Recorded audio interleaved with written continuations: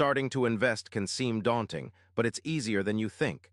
Begin with just $50 and a solid plan. First, understand your financial goals.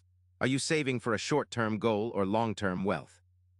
Consider a high-yield savings account for short-term goals, earning around 2% interest. For long-term goals, look into index funds with historically steady growth rates. If you invest $50 monthly into an index fund with 7% annual returns, you could have over $1,000 in 5 years. Compound interest is key to growth. Even small, regular investments add up over time. Diversify your portfolio by investing in different asset classes to minimize risk. Utilize tax-advantaged accounts like 401(k) or IRA for retirement savings.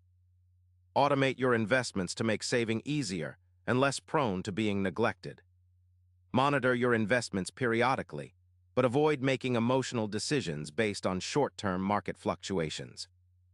Educate yourself on investing to make informed decisions, but don't feel like you need to be an expert to start.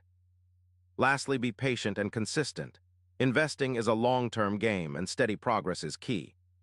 Starting to invest with just $50 is the first step towards securing your financial future. Take control today.